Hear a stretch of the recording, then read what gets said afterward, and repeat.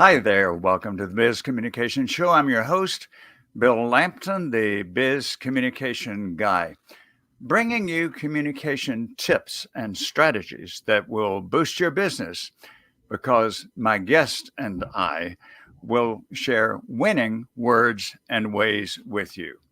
Our guest today, I'm very pleased to say, is Monica Pierre, coming to us from New Orleans, Louisiana. Monica Pierre is an Emmy Award winning reporter, an Alex Trebek Legacy Fellow, a speaker, and assistant professor of practice with the Department of Mass Communication at Xavier University of Louisiana, where she teaches podcasting, broadcast announcing, and storytelling to the next generation of multimedia clients. As a veteran reporter and talk show host, Monica has interviewed thousands of people from all walks of life. She knows there is more than enough room for all stories to be told, shared, and valued. Monica Pierre is founder of the Storymaker Academy, where she teaches how to discover, develop, and deliver stories for influence, impact, and inspiration. Monica is also host of the Powerhouse Women Show. So please join me in welcoming Monica Pierre. Hello, Monica. Hello, Dr. Bill. Long time no see, as my dad used to say. How are you? My dad would say the same thing, and also say glad to see you, which is a delight to have a preeminent television producer, broadcaster, award winner on the Biz Communication Show. Monica, you've had a long and distinguished career in New Orleans. And when I think of New Orleans, there are many thoughts I have, but one is when I was a kid growing up 100 miles from there, I listened at night to station WWL, the Clear Channel 100,000 watt station, it was called. And I never would have dreamed that I would have connection with one of the superstars who started early in your career at WWL. Great memories there. To get to tapping some of your expertise, let's talk about the impact of the media. I'm thinking with your career in New Orleans, you have been there through some good times. Let the good times roll is the slogan of the city. But there have also been some very tough times. And I'm thinking, especially as many of our viewers and listeners will, of the storms. I think of Camille, I think of Katrina, I think of others in between and since then that are too numerous to name. So the question I have is people had to stay informed, they had to stay encouraged, they had to know when and how and if help was coming. What part did the media play in these calamities and will continue to play when tragedy strikes New Orleans again? What impact and influence would you tell us that the media had? Oh, it was when I look back during that time and remember the things that people said to me. Radio saved people's lives. Radio healed. Radio was the connection in particular, also television as well, and even print. We had to do things differently. I remember working for one media company, and everybody had to leave the city of New Orleans. The media company I worked for, Bill, actually had a station in Baton Rouge, Louisiana, where the impact of the storm was not felt. There was the WWL station where they were competitors. I had never set foot in WWL radio station at all while I was working for another station, another media company. The powers that be decided overnight that we would come together and form United Broadcasters of New Orleans, where you'd have one talent from one media company, another talent from another media company, and together we would do shows and we would inform the public. It was the most unimaginable blessing to be able to provide not only information as best we could. Remember, the city was underwater for the most part, but how could we provide information? How could we have the elected officials or the public servants come and give us update? But we also did something that I had not seen before. We used the airwaves to have people call us and say, look, I haven't seen my brother. I don't know where it is. Have you seen so and so? Have you seen Father Red? I mean, we let them, it wasn't the professional radio, it was the connection radio where we allowed people to say, I'm looking for my mom. I'm looking for my dad. My dad, I found him. He didn't make it. And it was also a healing that so many people were able to take advantage of as we went from the disaster, the flooding, the recovery, the rebuilding. So media played a life-saving role in that story.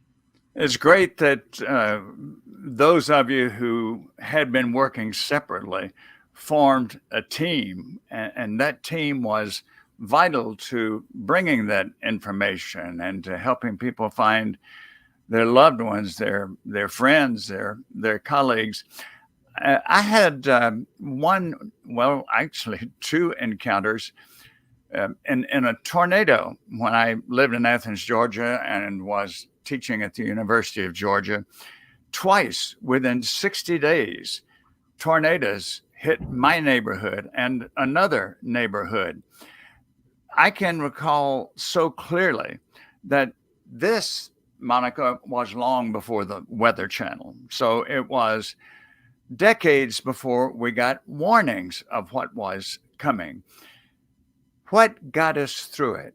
What got us through it was the Athens, Georgia local radio. And fortunately, we were able to keep radio during both of those times, and it would tell us where the storm was, where it had hit, where it might be moving next, take shelter, the precautions.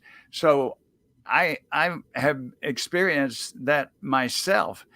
And today, I think the media still continues to be a safeguard for us when calamities of any kind are coming. And my gosh, I suppose the most the biggest example would be 9/11. What happened Yes, during 9/11? We depended on the media to get us through that terrible day and to have hope for tomorrow. So thank you for that. And I know it must have been a very satisfying feeling for the broadcasters to be able to do those things. absolutely. And I remember when we again, because you didn't even really know what was going on with your particular neighborhood or a house. People didn't know that. Of course, you had the national news. They were covering certain things, but they weren't covering anything. People would call and say, well, what's happening in the lower ninth? What's happening uptown? What's happening across the river in Algiers or in Jefferson Parish, which is our counties? So they were depending on us. And people would actually, it was, a clear channel signal. So after the sun went down, right? Old school radio now. Well, after the sun went down, people in other parts of the country could get the clear signal. And they would say, I'm in my truck right now. It's 11 o'clock at night. And this is the only information that I can get. And early on, when we were in Baton Rouge, the two media companies coming together, there was a young man who came up to where the radio station was. I mean, he actually came off the street, went up to the station, and he said, Monica, when I heard your voice, I felt as if I could go on. So there Ah, were all of those connections with their favorite people on the air, whether it was from WWL or WQUE. We we absolutely were there, and we didn't care if it was the most, with no mistakes. We had people we were putting on the air with no prep.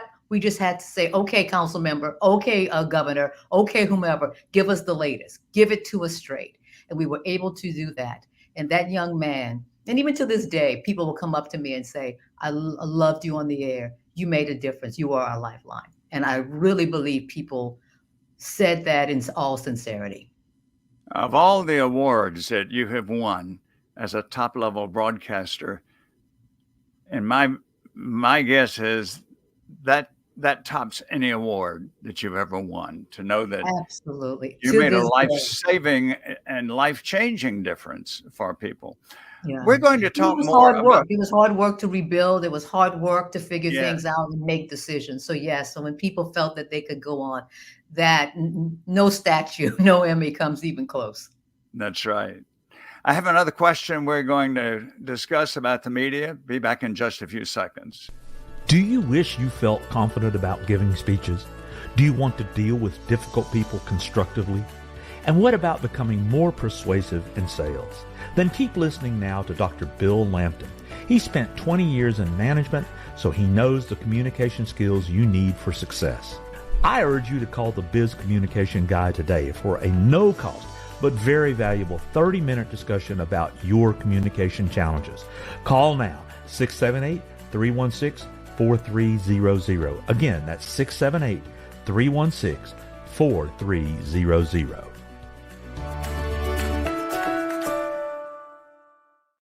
We're back with Monica Pierre, a media expert and veteran and award-winning veteran. Monica, there's another point I want to bring up, and that is, like many others, I was a huge fan of some of the renowned newscasters, and one of my favorites was Walter Cronkite. I read Walter Cronkite's autobiography. In the autobiography, as he was looking back over his incredible career, as he was looking to where television had become, and as he was forecasting where it might be, Walter Cronkite said that he feared that instead of television and the media being an information source, they were becoming so much an entertainment source. And so he thought maybe the way we're going to have to start describing it is not information, but as he put it, infotainment.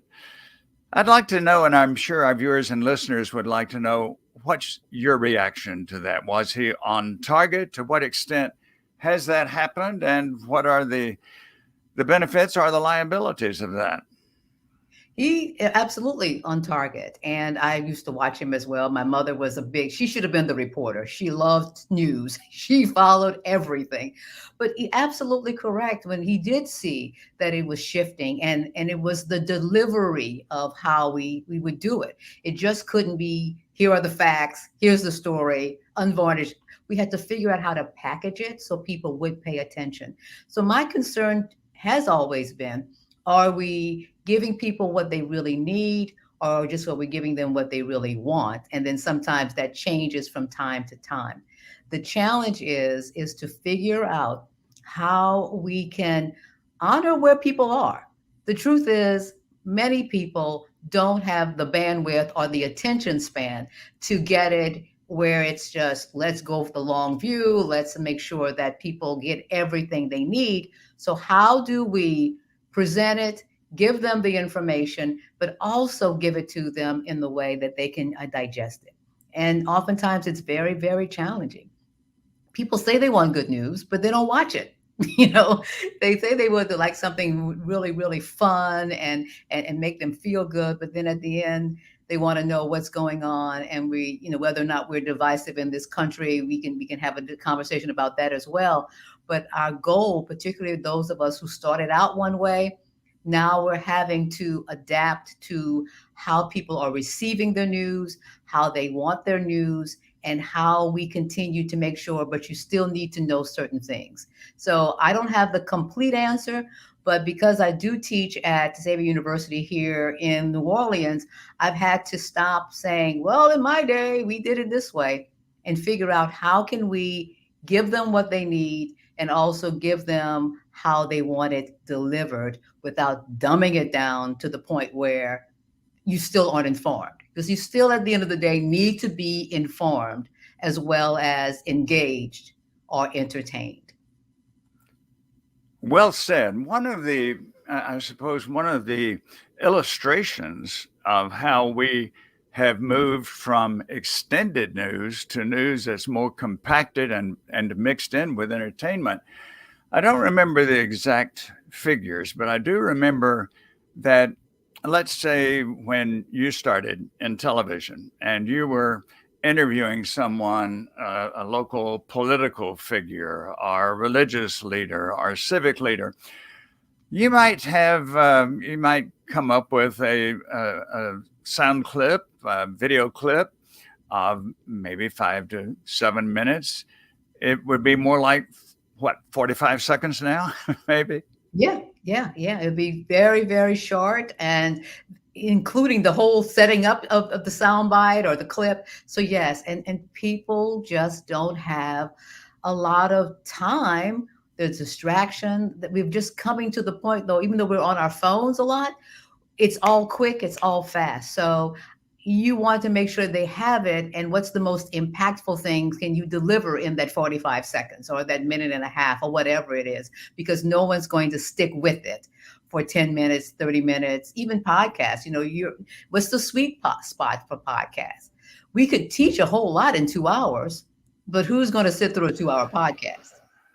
Nobody, no one for the most part, or they'll break it up into segments. So again, there's a challenge, but I would try to keep figuring it out as opposed to saying, oh, we're doomed, let's just give up on it, because they need the information, and then they want it at the end of the day as well. We have to figure out how to package it and make sure that it's something that they can stick with and be engaged with. To me, one of the saving graces here is that people will often, when they wouldn't watch a news show that was all news, they will watch documentaries. Tell us about a documentary that you produced. I was fascinated to read about it. Oh, thank you so much, Bill. It's called Battlegrounds, the Lost Community of Fazanville. And Fazanville was this community a little bit near New Orleans, and it was created by former enslaved people. There was a free man of color who said, I want to be able to sell these formerly enslaved people so they can keep their community together, but have their own land. So they bought their land. It was next to the battleground in Chalmette, Louisiana, the War of 1812. Many of you maybe know of that. And they had their community. It was beautiful. Their home, their church. The church also was their school, and people grew up there for over 100 years. And then suddenly there was this move to get rid of anything that would be in the way of the monument. So there was this effort to get rid of the homes, sell it, pay for pennies on the dollar, and then their community was erased. And it was unfair, it was heartbreaking, and their stories began to be at the point where nobody even knew about it. So when we found out about it, I was approached to be a part of the documentary. And I said, I want this story to be told, but I also want their voices to be heard. I'm not necessarily looking to be a part of a project where you're like, and they all live happily ever after. That wasn't the case. So over 60 years ago, the community ceased to exist, but the memory was there and the stories were there. And how do you tell that story with dignity? How do you tell their story? How do you give them a space to tell their story? How do you tell the truth of what happened? Yeah, they basically got messed over. But there were also Fazanvilles all around the country, different communities where people lost, they know that they wanted the land and the land was taken from them, or they were given just very little for the land. So the documentary took a little while, but the documentary aired last year, and it has been nominated for a Suncoast Emmy Award. So that award show will be in December of this year. So I'm just hoping that it wins, but I'll tell you why. I wanted to win so that people can know about the story even more. I was a history major in college, and so I have a fear of revisionist history. I know that the history I studied those years ago was, for the most part, accurate, didn't leave out a lot, didn't distort a lot. And so I commend you for this documentary. Is there a way we could access it, or is Yes, it yes. still? If you go to YouTube and you type in battlegrounds or even Fazanville, it's French, Fazendeville, and the documentary will pop up and you'll be able to watch it. It's beautifully shot, and I want to thank WLAE TV #1 for approaching me, #2 for sticking with it, and #3 for helping to put together such a beautifully told story. And I'm learning more and more, Bill, about the power of story. You talked about revisionist, because if we are not the guardians, if we don't find ways to tell the story with truth and dignity, the story fades away. The story is gone. And that was Yeah. my concern, that the longer we go, 70 years, everybody's going to be gone and there'll be no one left to tell the story. So now the story gets to live on. Well, thank you for directing us to it. And you can bet in the next day or two, I'm going to be watching that on YouTube. I was very fortunate. My two adult daughters, not too long ago, uh, geared me up for Netflix and YouTube TV. And for a while, yes, I was watching a lot of movies and sports and so on. But it was great to discover documentaries on many historic topics, and I'm glad to know about yours. Monica, has been so fascinating, and as always happens on the Biz Communication Show, with the terrific guests that I'm able to host, the time absolutely does fly. I know there are those who would like to get in touch with you, so would you please give us your contact information? Oh, Bill, thank you so much for that. I'll keep it very simple. Monica Pierre Presents.com, or social media, Monica Pierre. Very, very simple. And I just love what you're doing. And you do it so expertly and it's so professionally done. So I'm just honored to be on the show. Bless you for that, coming from Bless my little heart. coming from an award winner. That means so much. I'm very happy we renewed our acquaintance this week, because I've had great admiration for your work and you as an individual for a long time. Thank you so much. And to your audience, thank you all for watching. And just to be sure, do we have your contact information? Yes, Monica Pierre Presents.com, or on social Okay, media, Monica Pierre. thank you. And since you have given yours, I'm very happy to give mine. Invite you, I'm Bill Lampton, the Biz Communication Guy. So I invite you to go to my YouTube channel, where you will find this interview along with interviews from other stellar communicators over the past several years. In fact, I have over 450 instructional videos on my YouTube channel, and we love that favorite word, free. So when you go to my YouTube channel, be sure to hit the subscribe button. And then certainly I want to give my website as well, as the Biz Communication Guy. Naturally, my website is B-I-Z, bizcommunicationguy.com. When you go to my website, notice that there's a way that you can subscribe to this podcast. It's very clear, and I hope you'll do that. So you'll get to hear many more of my expert guests. And then be sure to give me a call after you've reviewed my services for corporations and leaders.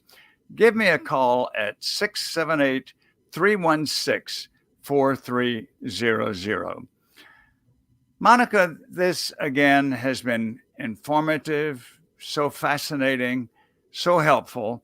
So, how would you pull it together with any closing thought? Hmm. That's so amazing. I think a theme throughout all of this is the stories of so many people. You talked about, the tornadoes. You talked about what your dad used to say, and WWL radio. And oftentimes when we think about all that can distract us and divide us, let's remember what connects us. And what connects us is the power of story, whether it's your story, the story of the Fazanville community, being a communicator, what you're doing in the world of business communication. It is the stories that really tap into our humanity. And even though we grew up in different places, if we say, what is the story of our humanity, I think we're going to be much, much better off. And then we're going to find that we're not as far apart as the world would have us believe. I underscore your recommendation that we focus on stories. When you and I were little kids, our ears perked up when somebody said once upon a time. and and it still has magic, whether it's spoken in a family or it's spoken on the news.